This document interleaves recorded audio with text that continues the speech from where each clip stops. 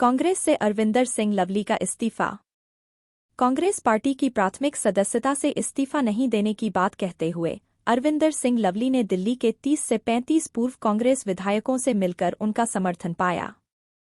उन्होंने अपने पार्टी के कार्यकर्ताओं से भी मिलने का इरादा जताया। इसी बीच कांग्रेस अध्यक्ष मल्लिकार्जुन खड़गे ने दिल्ली कांग्रेस अध्यक्ष पद से अरविंदर सिंह लवली के इस्तीफा को स्वीकार किया है। इसके परिणामस्वरूप उनके बीजेपी में शामिल होने और पूर्व दिल्ली लोकसभा सीट से चुनाव लड़ने की अटकलें तेज हो गई हैं। आप के नेता सौरभ भारद्वाज ने इस विवाद पर ब्रह्मास्त्र कसते हुए बीजेपी के दिशानिर्देश का सवाल उठाते हुए पूछा, क्या भाजपा पूर्वी दिल्ली से अपना उम्मीदवार बदलने जा रही है? भागवत का आरक्षण पर बयान, शाह ने कांग्रेस को दी चुनौती। राष्ट्रीय स्वयंसेवक संघ (आरएसएस) के मुख्य मोहन भागवत ने रविवार को कहा कि संघ ने कभी भी कुछ खास वर्गों को दिए जाने वाले आरक्षण का विरोध नहीं किया है। उन्होंने हैदराबाद में एक कार्यक्रम में कहा कि आरक्षण जब तक जरूरत है तब तक जारी रहना चाहिए। इसके बाद भागवत ने कांग्रेस और भाजपा के बीच चल रहे आरक्षण के बयानों पर टिप्पणी की। राष्ट्रीय स्वयंसेवक संघ (आरएसएस) के प्रमुख भागवत ने पिछले साल सितंबर में भी नागपुर में यह बोला था कि जब तक समाज में भेदभाव है तब तक आरक्षण जारी रहना चाहिए। उन्होंने सामाजिक न्याय के पक्ष में आरक्षण के समर्थन की बात की थी। आरक्षण पर यह बयानबाजी कैसे शुरू हुई? पिछले कुछ समय से कांग्रेस के निष्कासित नेता प्रमोद कृष्णम का एक पुराना वीडियो सोशल मीडिया पर वायरल हो रहा है, जिसमें उन्होंने आरक्षण को लेकर बयान दिया है। इसके बाद उन्होंने अपने बयान को बदलकर कहा कि उनका वीडियो 1 साल पुराना है और अब उन्हें आरक्षण के पक्ष में जानकारी है। राहुल गांधी ने बीजेपी की राजनीति को लेकर कई बार कांग्रेस को घेरा है। उन्होंने कहा है कि भाजपा आरक्षण को छीनने की सोच रही है। इसके बाद अमित शाह ने उनके बयान का खंडन किया है और कहा है कि भाजपा हमेशा आरक्षण के पक्ष में रही है और रहेगी।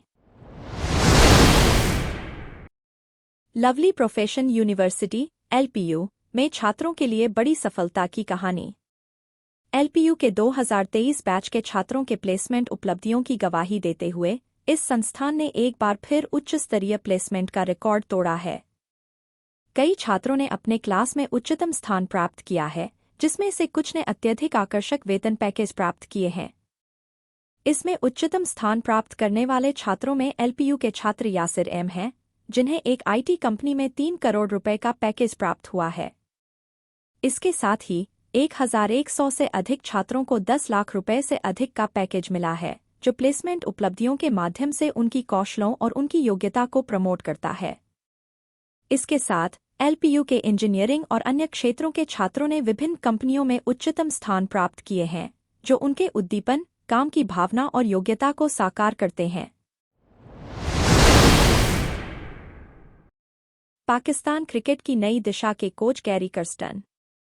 भारत को 2011 में वनडे विश्व कप जिताने वाले पूर्व ऑस्ट्रेलियाई कोच गैरी कर्स्टन अब पाकिस्तान की वनडे और टी20 टीम के कोच होंगे। जून में होने वाले टी20 विश्व कप के लिए इस फैसले का समय बड़ा ही महत्वपूर्ण है। इसी संदर्भ में पाकिस्तान क्रिकेट बोर्ड ने साउथ अफ्रीका के पूर्व बल्लेबाज गैरी कर्स्टन को वनडे और टी20 टीम के कोच के रूप में नियुक्त किया है। उन्हें 2 साल का कॉन्ट्रैक्ट मिला है। साथ ही ऑस्ट्रेलियाई क्रिकेटर जेसन गिलेस्पी को पाकिस्तान की टेस्ट टीम के कोच के रूप में चुना गया है। यह नियुक्ति भी 2 साल के लिए है। पिछले कुछ महीनों में पाकिस्तान क्रिकेट बोर्ड ने न्यूजीलैंड सीरीज के लिए अजहर महमूद को कोच नियुक्त किया था। उन्हें विभिन्न फॉर्मेट्स में सहायक कोच के रूप में काम करने का भी कार्यभार सौंपा गया है। यह नई नियुक्तियां अप्रैल 2023 में मिकी आर्थर, ग्रांट ब्रैडबर्न और एंड्रयू पुटिक के इस्तीफों के बाद की गई हैं। इन तीनों कोचों ने अपने पद से इस्तीफा दे दिया था। दिल्ली कांग्रेस के प्रदेश अध्यक्ष अरविंदर सिंह लवली ने इस्तीफा दिया। इस्तीफे की चिट्ठी में लवली ने उच्च आपत्ति जताई है उस गठबंधन के खिलाफ जिसमें दिल्ली कांग्रेस ने आप के साथ हाथ मिलाया था। उन्होंने अपने इस्तीफे की चिट्ठी में उल्लेख किया कि वह उस पार्टी के साथ गठबंधन का विरोध करते हैं, जिसे वे कांग्रेस पार्टी के खिलाफ झूठे और मनगढ़ंत भ्रष्टाचार के आरोप लगाने के आधार पर बताते हैं। लवली ने अपने इस्तीफे में कांग्रेस के नेतृत्व के साथ गठबंधन का मुद्दा और अपनी आपत्तिजनक आरोपों को सामने रखा है। उनके इस्तीफे का मुद्दा और उनकी आपत्तिजनक आरोप दिल्ली की राजनीतिक स्थिति में उच्च मायने रखते हैं, जो अब विभाजित रूप से सामने आ रही है। इस इस्तीफे के बाद दिल्ली कांग्रेस में नेताओं के बीच मतभेद खुलकर सामने आ गए हैं। इस विवाद के साथ नए प्रदेश अध्यक्ष की घोषणा जल्द ही होने की संभावना है। लवली का इस्तीफा दरअसल दिल्ली में होने वाले लोकसभा चुनाव से सीधे जुड़ा है, जो कुछ ही दिनों में होने वाले हैं।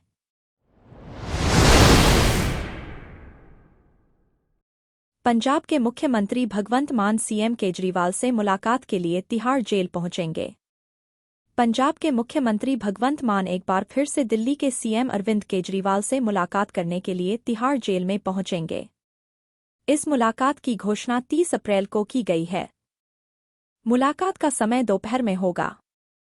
यह पंजाब के मुख्यमंत्री और दिल्ली के सीएम के बीच दूसरी मुलाकात होगी। दिल्ली शराब घोटाला मामले में अरविंद केजरीवाल तिहाड़ जेल में बंद हैं। जब पंजाब के मुख्यमंत्री भगवंत मान दिल्ली के सीएम केजरीवाल से मिलने के लिए तिहाड़ जेल पहुंचे थे, तो उन्होंने अरविंद केजरीवाल को अपराधियों की वेशभूषा में मिलने दिया था। मुलाकात के दौरान उन्होंने सुरक्षा के कड़े इंतजाम किए थे। जब वह बाहर आते समय भगवंत मान ने मीडिया से बात की और कहा कि अरविंद केजरीवाल के साथ ऐसा सलूक किया जा रहा है जैसे मानो वो कोई जघन्य अपराधी हों। उन्होंने कहा कि दोनों की मुलाकात के दौरान बीच में शीशे की दीवार लगाई गई थी। अरविंद केजरीवाल से मिलने के बाद भगवंत मान ने मीडिया से बात करते हुए कहा कि मैंने उनसे मुलाकात की। वह कहा कि जैसे ही मैं केजरीवाल के पास पहुंचा, मुझे देखकर दुख हुआ कि उनके साथ अपराधियों से भी बदतर व्यवहार किया जा रहा है। उन्होंने कहा कि अरविंद केजरीवाल का कोई अपराध नहीं है और उन्हें इस प्रकार का व्यवहार नहीं करना चाहिए।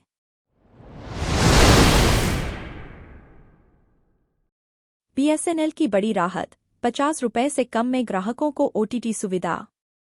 सरकारी टेलीकॉम एजेंसी बीएसएनएल ने अपने ग्राहकों को ओटीटी सुविधा में सस्ता और अधिक विकल्प प्रदान करने के लिए एक बड़ा कदम उठाया है।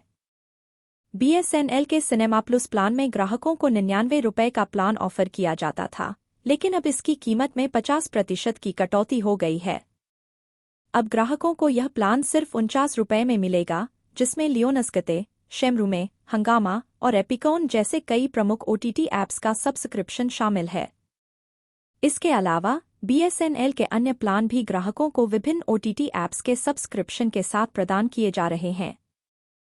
यह ऑफर ग्राहकों के मनोरंजन के लिए एक अच्छा विकल्प है, जो कम बजट में अधिक सुविधाएं प्राप्त करना चाहते हैं। अजित पवार की बारामती रैली, विकास के लिए बहू को वोट दें, न कि बेटी, कहा चुनावी प्रचार। एनसीपी के प्रमुख अजित पवार ने लोकसभा चुनाव के दौरान चुनाव प्रचार के लिए बारामती में रैली की।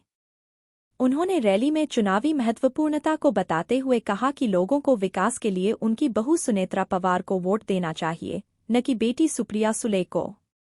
उन्होंने शरद पवार की भूमिका पर भी बात की, कहते हुए कि जब तक उन्होंने चुनाव लड़ा, तब तक बारामती की जनता ने उन्हें भारी मतों से जीत दिलाई।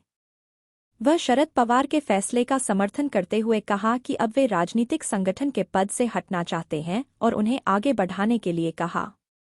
अजित पवार ने आगे कहा कि बारामती और राज्य में कई समस्याएं हैं और उन्हें ठीक करने के लिए सरकार को जो सांसद चुनाई गई है, उसे केंद्र सरकार की योजनाओं को सही से लागू करने का निर्देश देना चाहिए।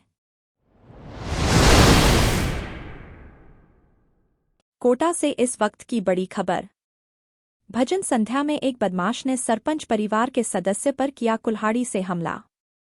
कुल्हाड़ी से हमले का लाइव वीडियो आया सामने। घायल बनवारी लाल मीणा को गंभीर अवस्था में कोटा के निजी अस्पताल में करवाया भर्ती। हमलावर गुर्जर हुआ फरार। बूंदी के कापरेन इलाके की है घटना।